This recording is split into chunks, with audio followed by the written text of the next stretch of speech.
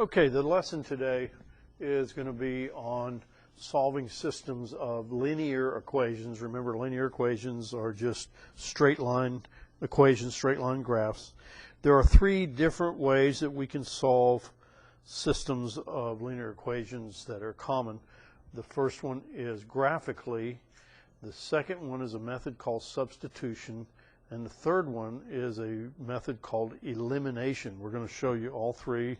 And the interesting thing is that, of course, all linear equations can be graphed. Okay? The graphical solution is, as long as the graphs are fairly simple, gives you a pretty good approximation. But in fact, because the solution may not be in terms of like whole numbers or integers, sometimes the graphical solution creates a situation where you have to estimate where the solution is. Substitution and elimination both give you solutions that are exact, and no matter which method you use, the answer that you get for any one of these is always going to be the same. So, you know, if you do your math correctly, all solutions give you the same answer for an XY pair, right? It's an XY pair that would plot a point on a graph, but no matter which method you use, you will get the same X and Y pair if the math is done correctly, okay? So I may take a minute at the end. I didn't put it on here, but I may take a minute at the end to also show you a third method, which we call equality. We'll just see how we go here. All right. So let's talk a little bit about what it really means to solve a system of equations. Okay. What does it mean really to solve a system of equations? Well, solving a system of equations means we are finding the X and Y ordered pair, as I just illustrated, or a position point on a graph, that's what an XY pair is, that falls on or is common to both equations. And this is also the point where two linear equations will cross. The other word for that is intersect, okay, if there is a solution. Now, parallel lines, because they have the same slope, do not cross. You know that. And thus do not have a common solution unless the two parallel line equations just happen to be the exact same equation when you reduce them down, which of course results in the same line. In this case, there's actually an infinite number of solutions, since every point chosen for one line is also on the other because they happen to be the same line. So, and we're going to illustrate these for you just real simply right here. Simple illustrations of solution possibilities. One would be, let me draw a graph grid here, X and Y graph grid. If our lines intersect like this point where they intersect is an XY pair, which is the common solution to the two. We call this consistent and independent because the two equations are independent.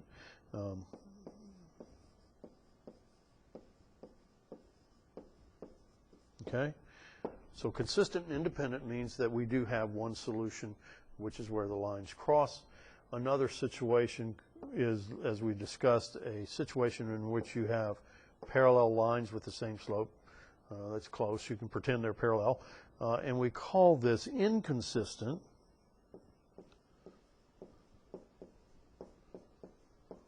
because there's no solution, okay? Inconsistent. And then the third possibility is if, in fact, the two lines are one and the same, and they're basically on top of each other. And so we call this consistent because there are solutions.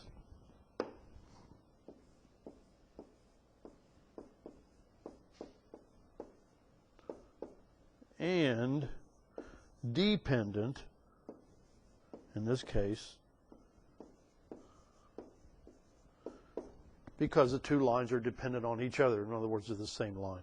So those are the three possibilities We're going to illustrate the three different methods that I listed on the front page, which is graphical, and then we're going to do substitution. We're going to talk about where substitution is appropriate to use, and then elimination, right? And it also depends on what form the equation is in terms of what you might want to do, okay? So graphical solution, let's go ahead and move down to a graph page, and let's just take two equations, and we'll plot the two equations, and we'll see where they intersect, all right? So let's take an equation such as 2x plus 3, okay? There's one, y equals, or f of x equals, and then let's do another one as, we'll say this is y1, y2 equals minus x minus 5, right? I don't know where these are going to intersect. I just made this up, so let's see what we end up with. So 2x plus 3, we know because this is in slope-intercept form. On the first equation, y1, and let's make that one red, and we'll make this other one green, just so we keep them straight on the graph. So our y-intercept is 3, okay, 1, 2, 3, and our slope is 2. So we go up 2 and over 1, up 2 and over 1, or we can go down 2 and back 1. And so when we do that one, we'll get a line, and I hope I can do this fairly accurately. Well, that didn't too good. I'll tell you what, let's back up here. Let's go ahead and make a straight line. And we'll make it red. Okay. And so let's do that. Oops, what happened here? Well, that didn't work too well. Hang on. Okay. And let's see if I did that. I don't know what's going on. Let me pause this thing for a minute. I've upgraded this system, and it seems to be giving me an issue, so hang on. Okay, I'm back here. Don't know what's going on, but my board is not cooperating totally. But so here's, just gonna have to go back to black. Here's our line, and we'll go ahead and get it zeroed in here. We're gonna have to use black until I can figure out what's going on with the smart board. Okay, and then we're gonna go back here, and that's our line for the equation here, and then the equation minus x minus 5. Let's see, I'm going to change that to make that a little easier to deal with. Let's make that minus 3, minus 2, something like that. Okay, minus 2, okay, just because I don't want to. All right, so, and that one has a y-intercept of minus 2. And I'll go ahead and put the dots in color anyway. There's minus 2, and we have a slope of minus 1, which means we go up 1 and back 1, up 1 and back 1, and up 1 and back 1, and so forth. Now, if we draw this line, I'm just going to freehand this and hope I do okay. So if we do this one, there we go. That's not too bad. You'll see that the intersecting point is not going to be at a specific point. Okay, but that's okay. But that's the intersection point when we do a system of equations graphically. It would appear that this might be at about, on the x-line, if we were to estimate this solution, it would be about minus, I would say, 1 2/3 or something, okay? And that's, when you're graphing, you do a lot of estimating, and then minus 1/3.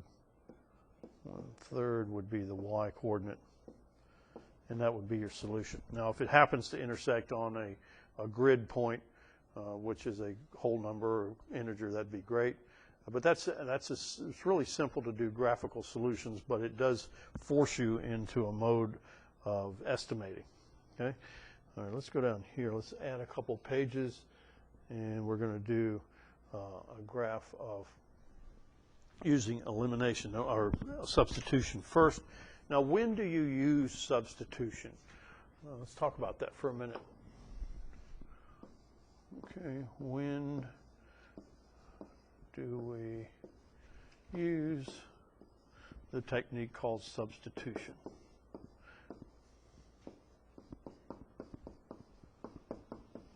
All right. Well, we use substitution when at least one of the equations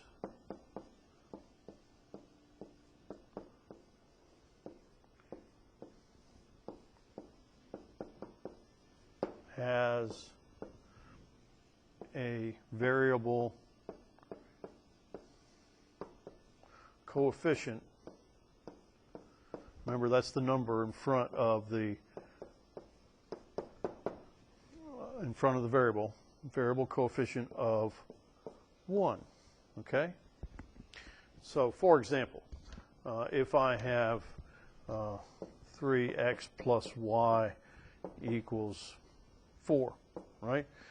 It's very easy for me to solve for y in terms of x. So if I wanted y by itself, okay, I can rearrange this equation to y equals minus 3x plus 4. And now what I can do is I can, wherever there's a y in another equation, I can substitute this expression for y in the other equation. In other words, it's very simple to solve. What happens is that what we can do is it's easy to solve for, in one of the equations, for one variable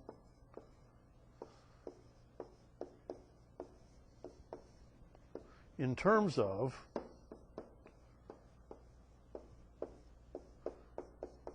the other, okay? And then substitute.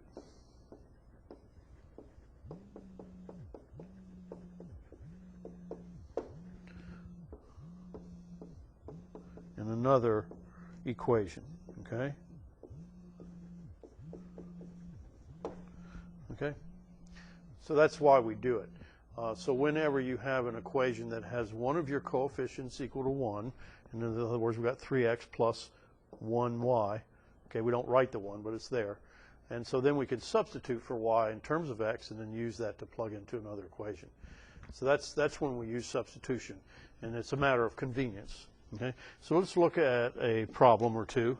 Let's look at 3x minus 5y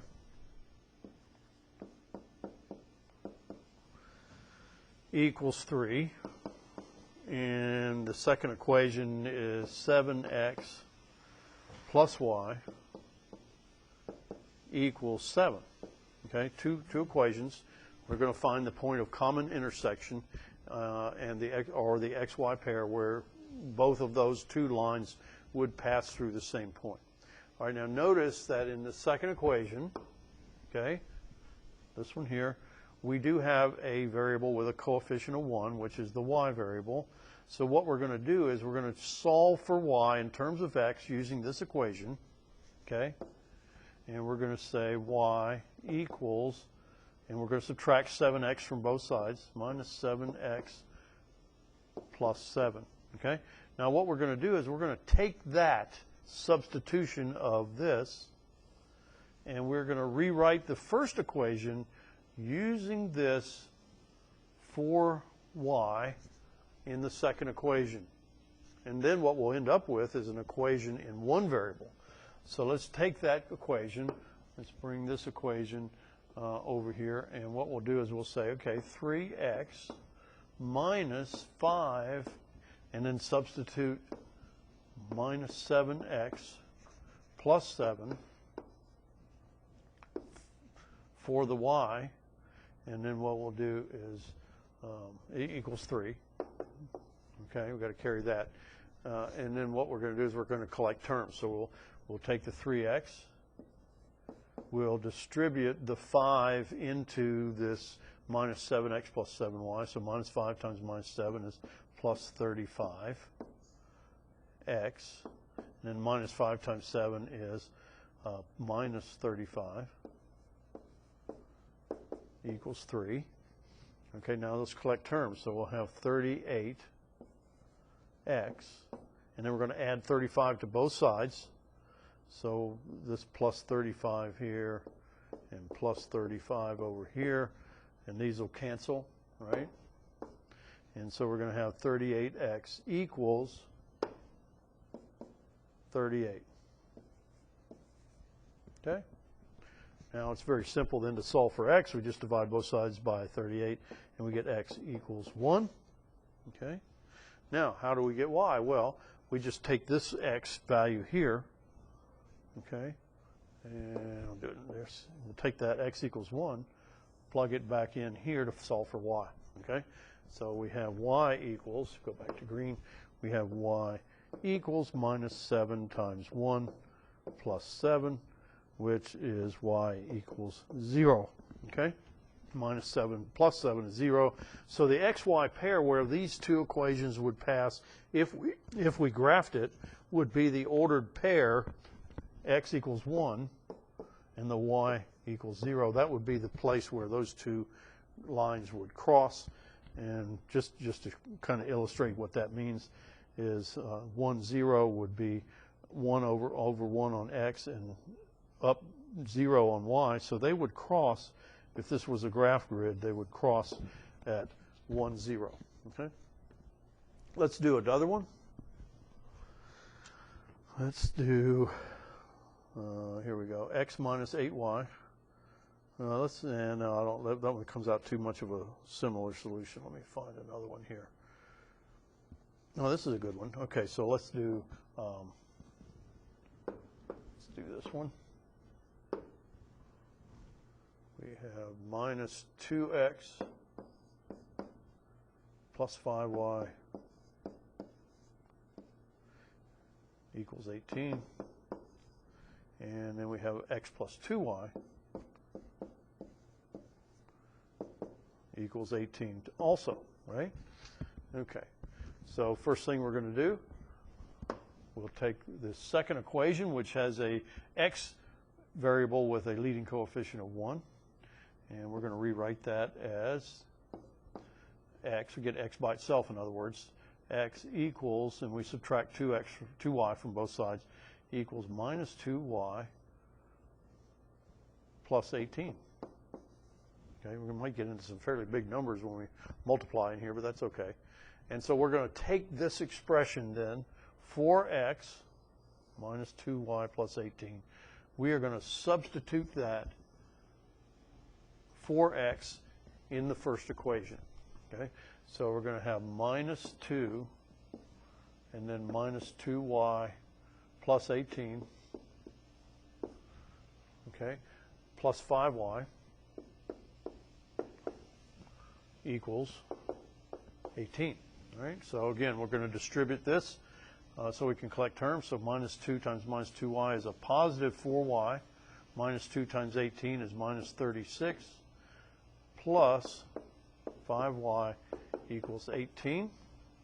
Okay, and now let's collect terms. We got 4y and 5y is 9y minus 36 equals 18.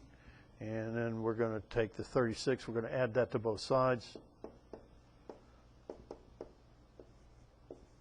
And what we'll have is 9y equals 18 and 36, which is 54, right?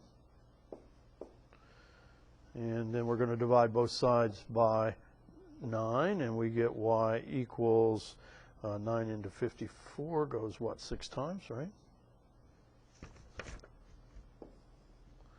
And that's the y term. Now, what is going to be x? Okay, well, we'll take this y equals 6, and we'll plug it back into the equation that we did for x, and we'll see what we get. So we'll get x equals minus 2 times 6 plus 18. And so x equals minus 12 plus 18, and x equals 6. So in this case, the intersecting point is going to be at x equals 6 and y equals 6. And that's the solution to this problem. Okay? I'm going to pause for just a second, and then we'll come back and do 2 examples for elimination. Okay, I'm back. Let's talk about elimination. Okay, when do we use elimination? Well, typically we're going to use elimination when the equations are not simple enough to use substitution. Okay, and that means that the leading coefficients of both equations, there are none which are equal to 1. Okay, and so let me see if I can find a couple of examples here. And what you're going to have to do, let's do minus 18x minus 8y equals 4. And then we have 9x. And I'm going to do something extra as we go along here. Which can make your life a little simpler. Did I do that right? Okay, minus 18x minus 8y equals 4, and 9x plus 5y equals 2. Okay, I want you to, this is something you should always look for, okay? And that is there a common factor in the equation, in either one of the equations, which allows you to make the equation simpler to start with, okay? And in fact, there is. In this first equation, notice that it has a common factor of 2, okay? And so before we even start, we may want to go ahead and simplify that and see what that gives us. Now keep in mind that with an equation, any equation, anything that you can do to simplify the equation is okay as long as you can do all of everything you need to do to every term in the equation. You can't just selectively say, hey, that's divisible by 2. But if every term in the equation is divisible by 2, we can do that. So let's do that. So what we have is we have divide that whole first equation by 2, and then we have minus 9x minus 4y. Okay, remember, you got to do it to every term, equals 2. All right. So then, lo and behold, that's really cool, because now what I can do is I can bring this equation over, and I can say 9x plus 5y equals 2. Okay, I didn't do anything to that equation, I just brought it over as it was. But the neat thing that happened here was, and let me get rid of this extraneous little mark here. What we can do now is, guess what? We can add these two equations together, okay, and we do what? We eliminate, that's the name, elimination. We eliminate one of the variables. So when we add these two equations, the minus 9x and the plus 9x will go away, and then the minus 4y and the plus 5y, when we add those together, it just gives me y. And when we add the 2 together and the 2, we get 4. Y equals 4, right? So that one was particularly easy when we saw that we could divide the first equation by 2 and simplify the equation. And so y equals 4. Now, how do we find x? Well, we can substitute y equals 4 back into either equation that we want to over on the left, the original equation, to solve for x. And so which one is easier? Well, probably this one here. If we substitute y equals 4 into the second equation, we will have 9x plus 5 times 4 equals 2. 9x plus 20 equals 2. And what we're going to do, we've got to get 9. We've got to get x by itself. So first thing we're going to get the x by itself, so 9x by itself. So let's subtract 20 from both sides. And what we'll have is 9x equals, that goes away, and that equals 2 minus 20, which is minus 18. And now we'll divide both sides by 9, and we get x equals minus 2. So the ordered pair, or solution pair, that goes with these two equations would be minus 2, 4. Okay? And we're done with that one. Okay? So let's try another one. Let's try one where it may not be quite as simple, but the technique is the same. Let's see, let me find one here that looks pretty good. I want to try to find one where we cannot divide it out and make it simpler, so we have to work a little bit, okay? All right, this one's going to be a little tougher. In fact, this is on the kind of the far end of tough, I guess, but it's not, you know, as long as you're methodical and take each step at a time, we're fine. So let's take, here's one, 5x plus 9y equals 5, okay? No common factors there, that's for sure, okay? Then we have minus 6x minus 7y equals minus 25. All right, okay, let's get ready here. We got some work to do. All right, none of these equations has any common factors, and none of these coefficients is a multiple of any other coefficient in the x's or the y's. So what we're going to have to do is we're going to say, okay, what is the least common multiple between 5 and minus 6?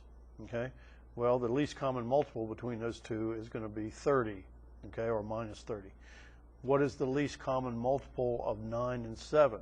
Well, those that's not going to be much help there, because that's going to be 63. So what we have to do is find the least common multiple of 5 and minus 6, but they don't have to be the same. They could be, one of them can be 30, the other one can be minus 30, and that's fine, because what we're going to end up doing is adding the two equations together. So first of all, 30, let's do this. Let's multiply, and I'm going to put it in brackets here, so we remember that when we do something to an equation, we have to do it to the entire equation. And so we're going to multiply this first equation, this entire equation, times 6. And we're going to get 30x plus 6 times 9, 54y equals 6 times 5 is 30. Okay?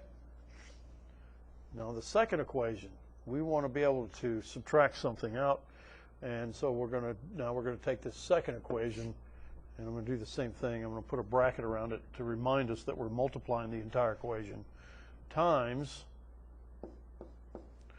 and what do we do to get 30 over for this equation, right? Well, we're going to have to multiply the minus 6 by 5. So we're going to multiply this equation by 5. So 5 times minus 6 is minus 30x. 5 times minus 7 is minus 35y. Okay? And 5 times minus 25 is minus 125. Wow. Equals minus 125. I'll make sure I did my math right. 5 times 6 is minus 30. 5 times minus 7 is minus 35. And 5 times minus 25 is minus 125. I think we're okay. All right. So let's subtract, or add, I'm sorry, the two equations together. And guess what? 30x, and add that to minus 30x, and they go away. Now we're going to add these two. 54 minus 35, and I think that gives me minus 19y, right, equals, and we've got minus 125 and a positive 30. When we add those together, we'll get minus 95. Okay? Okay. So what does that do for us? Let me think. Let's see. Okay. So then y is going to be how many times? What we have to do is divide both of them by 19 to get y by itself. Or actually, we're going to divide both sides by minus 19. Minus 19. And hopefully we'll get a whole number, and I think we do. I think when we divide both sides by minus 19, we will get y equals 5. 5 times 19, 5 times 9 is 45, carry the 4, 5 ones are 5 and 9. That makes 95. Okay, we're good. Y equals 5. Now, how do we get x again? Okay, we're going to take what we calculated for y, and we're going to substitute it back into either one of the two original equations. Which one is easier? Well, probably the first one. At least it has some lower numbers. So we're going to take this y equals 5 and take it back to equation number 1, and we'll substitute and see what we get. Let's do that in a different color just to keep everything cool. And so what we have is we have 5x from the first equation plus 9 times y, and 9 times y is going to be 9 times 5 equals 5. And so let's see what that works out to. So 5x plus 45. Let's see, did I do that right? I think that should have been 19. Let me back up here. I'm going to pause this for a second. Let's see. Okay, I'm back. I found a math error here. I knew I had something wrong. So let me catch us up to what I did wrong. I may end up making this whole tape again, but if I don't, I think you'll be okay with it if I just explain to you what I did in error. When I added these two equations, I got minus 19y, and it should have been a positive. So I'm going to erase. We're going to rewind here for a minute. I'm going to erase what I did, and we're going to go back. So disregard the last 2 or 3 minutes of this video. We're going to pick it up here, and let me erase what we did wrong. And I apologize for that. Just wasn't paying as close attention as I should have, but it happens, as we all know, right? So let's rewind here for just a second. Okay, we're going to pick it up here, and when we add these two equations together, these again go away. The plus 54y and the minus 35y had to give me a positive, and that's where I made my mistake. 19y equals a negative, okay, 95, right? So that part was correct. What I had a negative 19y, should have been a positive. Okay, so now we're going to divide both sides by 19, a positive 19, and we're going to get y equals a negative 5. Okay, that's where I made my mistake. I had a positive 5. Okay, so it's a negative 5. Then we're going to go here and substitute, just like we said before, we're going to substitute this back into equation number 1, and we are going to get 5x plus 9 times a negative 5 equals 5. Okay, then we're going to get 5x minus 45 equals 5. We're going to add 5 to both sides, add 45 to both sides. And we're going to get 5x equals 50 and x equals 10. Okay, so x equals 10, y equals minus 5. And the intersection point of this is going to be at 10 minus 5, and that's our solution pair. Okay, again, I apologize for the math error. This was a long video. I really don't want to redo it right now. Probably will at some time in the future, but that gets us where we want to go. Okay, so that's the elimination process. I think what I'm going to do is do one more problem, which is not quite as complex as this, because we took a pretty big leap going from the first one to this one. So let me see, let me look at this a minute and see if I can find something that's not quite so cranky.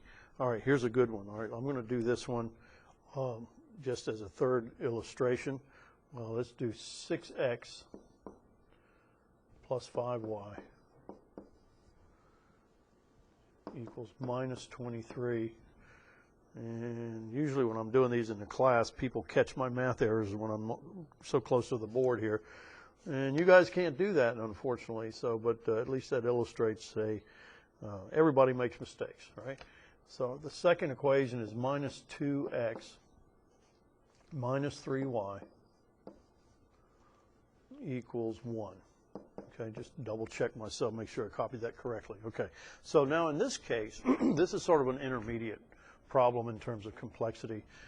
5 and 3 don't have a common factor. 1 and 23 obviously don't. But 2 and 6, 2 will go into 6 3 times. So how do we make those numbers match? We can actually do something here. We can take this equation and multiply it by 3, okay? if we multiply this equation by 3, the 2x minus 2x becomes a minus 6x, and that matches with the positive 6x. So when we do rewrite these, we'll get 6x plus 5y equals minus 23. And over here, we will get minus 6x. 3 times the 3y is minus 9, right? And the 3 times 1 is just 3, right? All right. So 3 times minus 2, 3 times minus 3, and 3 times 1. Okay, now we can do what we did before. We can add these two equations together. The 6x and the minus 6x go away.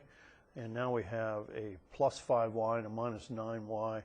And we will get a minus 4y equals a minus 23 plus 3 is a negative 20, right? And so we're going to divide both sides by minus 4, and we will get y equals 5. Oops, right?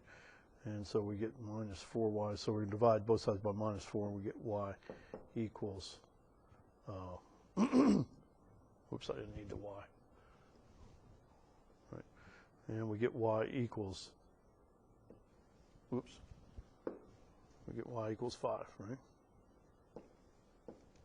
Okay. And now what can we do to get the x value? Take our x equals y equals 5, plug it into either equation we want to, and it appears that maybe the second equation in this case is the easier one to work with. So we're going to do minus 2x minus 3 times positive 5 equals 1. Okay, and so what we're going to do, then we get minus 2x minus 15 equals 1. And then what we'll do is going to add 15 to both sides. And we'll get minus 2x equals 16. Divide by minus 2, and we'll get x equals minus 8. Right? So now our ordered pair is going to be minus 8 and 5. Okay? And that concludes our lesson on solving simultaneous equations. We've done it graphically, we've done it by substitution, and now we do it by elimination. And I hope that helps. And you should be able to handle the worksheet fairly easily. And we'll see you next time.